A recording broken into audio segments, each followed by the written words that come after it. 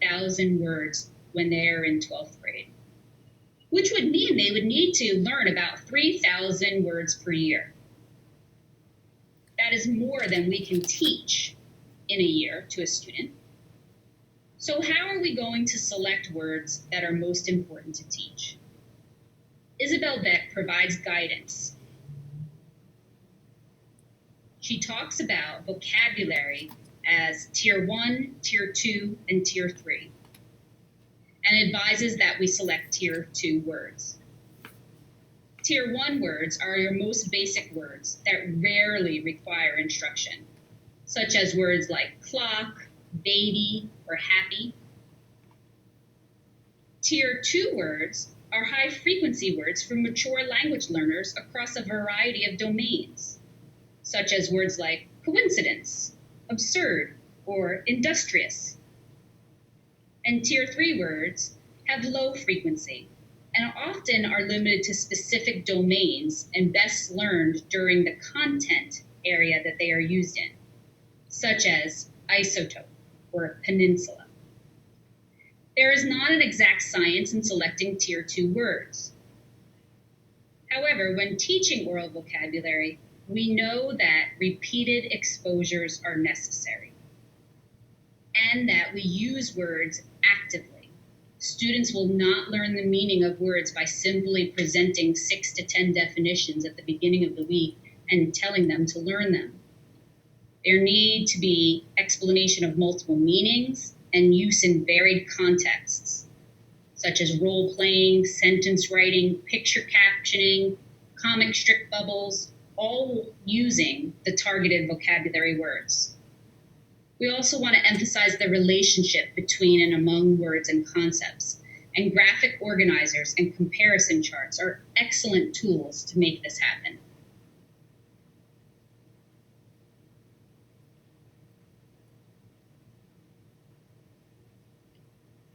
As discussed before, fluency involves accurate reading at a reasonable rate with expression that sounds like talking, also known as prosody.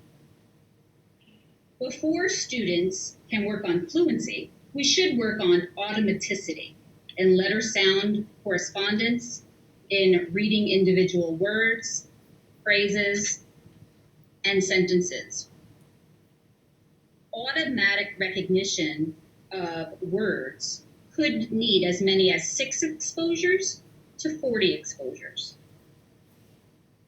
On the slide, you'll see several techniques for improving student fluency. It could involve simultaneous oral reading, where they're reading the same passage at the same time with an adult or a peer. Alternate oral reading, where an adult or a peer takes turns with the student to read alternate pages or paragraphs. Repeated reading is proven in research to improve students' fluency, and ideally practicing a passage 3 to 4 times improves fluency. Children are often motivated by charting their results of practice on a simple graph so that they can see their scores improve. Fluency must happen at an independent reading level with decodable text. So what does that mean? That means that the student struggles no more than 1 out of 20 words, which would be a 95% accuracy rate. And norms for adequate oral reading fluency are well established by research. And you can refer to oral reading fluency norms by Hasbrook and Tyndall to identify the appropriate norm by grade.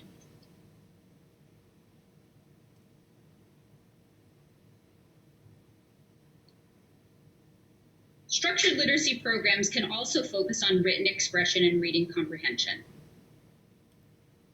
The programs can provide a frame for writing a basic sentence, which will start with a who plus a did what, and build from basic to more complex sentences that will use things like predicate expanders and subject expanders.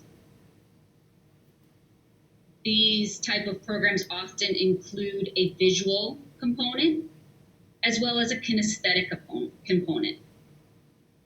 And they use symbols also to build sentences.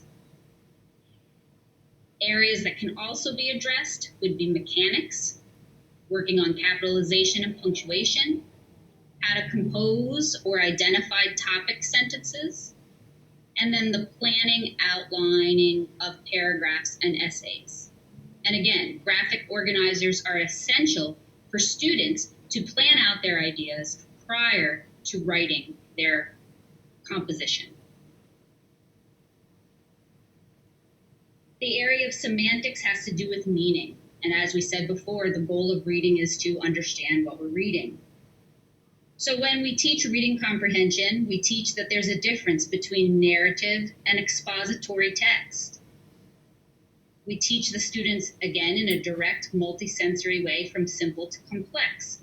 So summarization skills would be the first part that we would start with for reading comprehension. Then we build to questioning. Are we talking about text explicit, where it is in the text and we can find the answer, or text implicit, where we must infer or read between the lines? Visualization is a process for teaching students how to make a movie in their head while they're reading. And finally, comprehension monitoring is essential. How do I know when my comprehension breaks down? And what do I do? Listening comprehension is also an important area to develop. And we develop it on a continuum, where we start at the sentence level and then progress to the paragraph level. Some structured literacy programs include handwriting instruction. That's explicit and systematic, using large muscle movements to practice handwriting, with verbalizations or guided scripts to guide students how to form the letters, because kinesthetic memory is the earliest, strongest, and most reliable form of memory. Now we're going to talk a little bit about accommodations. Remember, fair does not mean treating every student exactly the same. Fair means providing each student with what that student needs to have a chance to succeed. For a dyslexic reader, accommodations represent the bridge that connects him to his strengths and, in the process, allows him to reach his potential. And that's Shaywitz, 2003. We need to recognize that accommodations address a need. The student may have dysgraphia and need help with note-taking. If the reading is very difficult, you can get your text put on tape to help students. Writing, again, having somebody there to help them with the writing, to take shorter notes, and to cut down on the requirements of how much they have to write.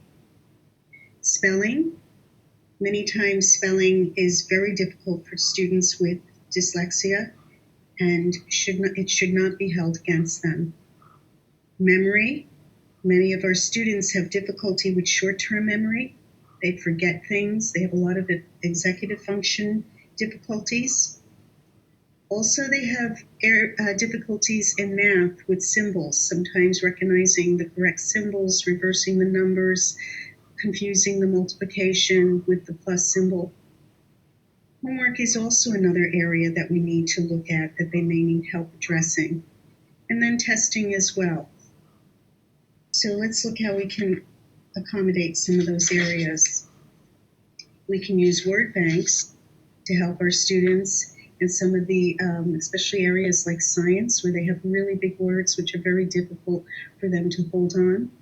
Having a word bank whenever they have to write really helps them as well. Don't penalize them for spelling. Grade for content. Our students are very bright in most cases, and they do bring a lot of content to the table. Don't ask them to read out loud in front of the class. Most often is very humiliating for them. And with testing or other areas, assignments, sometimes it's necessary to extend the time. Read tests aloud to students. Read text to students when appropriate. Provide copies of notes instead of expecting them to keep the notes. Provide study guides. Provide graphic organizers or structured templates for writing tasks. Provide advanced organizers at the beginning of the units. And provide access to audiobooks. Now, many of our students, we like to see them become good citizens. And by helping during the accommodation process, we're really modeling how we believe in them and we're helping them and making the playing field fair for them. So with the spelling, just going back to another area, spelling is very difficult for them. So try to select words at the instructional level for them. And again, only count off for spelling on spelling tests and not in their other written work. Okay, one big no-no in the area of spelling, again, is to not expect them to just write each of the spelling words 5 or 10 times. And using high-interest activities and motivational games, emphasizing a core of high-frequency word lists can really help them. This slide is included as an opportunity for you to pause and discuss the material presented so far.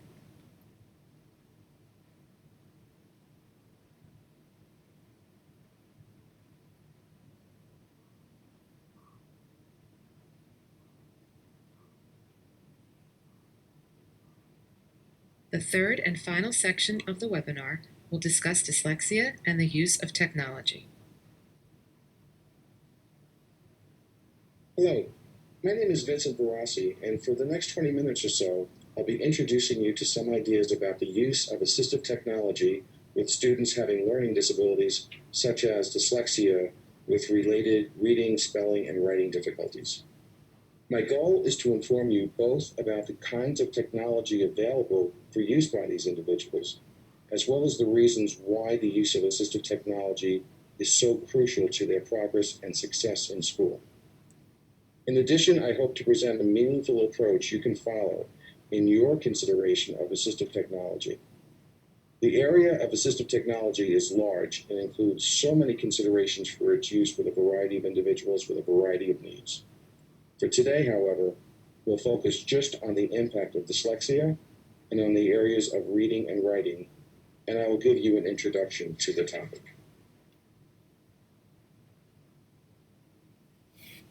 There are a lot of reasons to use technology, and some of you may be technology buffs. For ourselves, and even for our students, technology can be fun, it can be engrossing, there's a feeling of novelty to it. But in the case of what we're talking about today, we've got to think about assistive technology framed in a question. And the question is this: what is it the student is having difficulty doing because of his or her disability that could be done better or easier with the use of technology? What are some of the things we need to consider? In general, when thinking of assistive technology, you should consider 6 areas of functioning. For today, we'll be focusing on all of them, but perhaps those areas of the social and emotional function and the area of executive functioning. However, they are areas that can affect or be affected by struggling with reading. When you think about assistive technology, you must think differently from when you're considering instructional technology for classroom use or for teacher use. With assistive technology, you must think about buying solutions to a particular student's problem. Therefore, the only way you can do that is to clearly identify the problem you're looking to solve. So what are some of the problems to solve for the student with dyslexia? Whether you're using a multisensory approach, a phonics approach, whether it's Wilson, Orton, or whatever technique you're using to improve the student's reading ability, learning to decode, or encode and read and comprehend is a process that's going to occur over time. However, during that time when you're working on improving the student's reading ability, that same student must continue to acquire academic knowledge along with his peers or the students in his grade. He has to get used to how the language used in his textbooks is becoming more complex because that's what the other students are doing.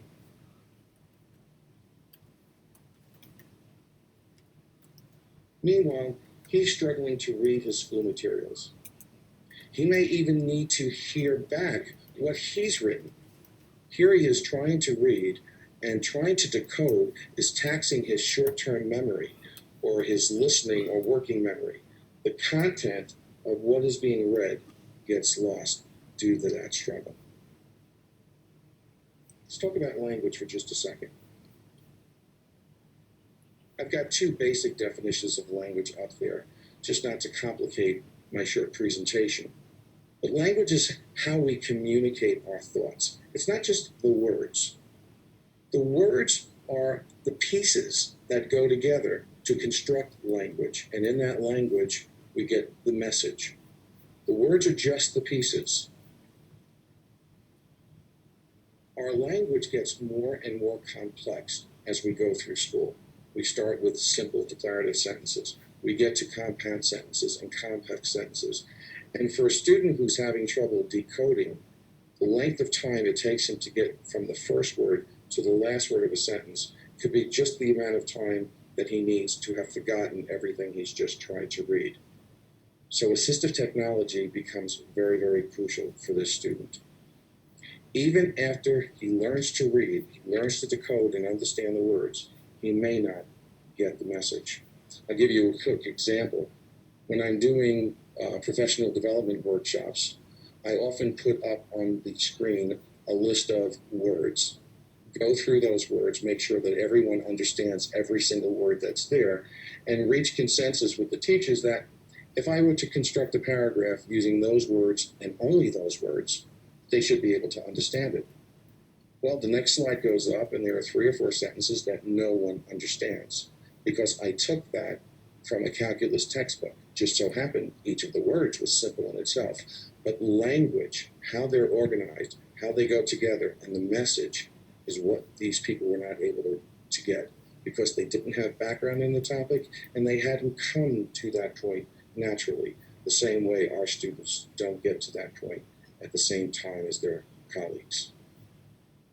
So why do we need to use assistive technology? The goal here is to acquire academic knowledge from books, text, and other written materials. Without the AT, the student is going to fall behind his peers. I worked for many, many years on the secondary level and also the college level, and the results of students having difficulty in reading in the lower grades was very apparent. You would see their general knowledge score goes down, general information going down. Why? They're not reading. Why are they not reading? Because they have difficulty reading. They're not keeping up with the content. So yes, there is a need to continue all of that remediation that was spoken about in the earlier presentations. But what do we do for the student now at the same time that we're improving his reading? You know and I know that there's educational technology to help students who are having difficulty learning the reading process. However, assistive technology should be seen as helping the students learn what's being taught in the content area until that person acquires the necessary skills, which you know can take upwards of a year or even more than that. If we wait until they learn to read to be able to acquire that knowledge, it just may be too late. Okay, what do I want to talk about for the rest of today?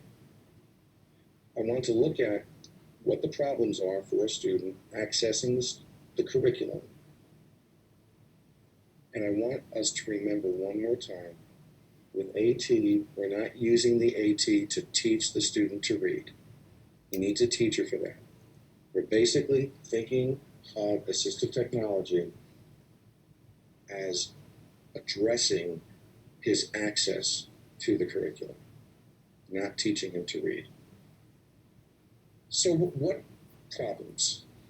do these students present? What are the problems for them? Earlier in these presentations, you heard from Dr. Mary Farrell, and I'd like to quote her here. Dr. Farrell says that with dyslexia, a student has a substantial and a persistent delay in acquiring reading and spelling skills. There's slow or inaccurate word identification or word spelling, whether it's in isolation or in the context of a larger reading passage. And there are also going to be secondary problems in reading comprehension. So what are the real problems for students? Well, let's look first at dealing with his reading materials, whether in school or at home. The student can't decode the words in front of him. The sight-sound relationship is lost on this student. However, reading is important for him to keep pace with his peers. As a non-reader, though, he's constantly behind in general information and any specific information from his various content area classes. Remember, even with remediation, his gains in reading will take time. It's not magic. My question is then, how does he access the same information as his peers now and in real time? What's the issue for the student taking notes? Well, he might not be able to spell what he wants to write. He might not be able to write fast enough to keep up because he's thinking about, how do I spell this word? It may be difficult for the student to write and listen carefully at the same time, as it happens for students sometimes without dyslexia. It could be a matter of listening memory or his attention. The student may not be able to hold on to what the teacher's saying long enough in memory to even getting it down, his working memory, or as what we'd say on a computer, his RAM or his desktop. And the same student with writing may have poor handwriting, stuff he's not able to read himself. He may have fine motor difficulties. He may have dysgraphia. Now, what do we do about that? Well, there is a mandate. And under IDEA, we're told we must, on a case-by-case basis, take a look at the needs of a student for assistive technology. We have to see if assistive technology needs to be included via his IEP in order for him to get FAPE. Because if he's not accessing his curriculum, if he's not accessing his program, he really isn't getting FAPE.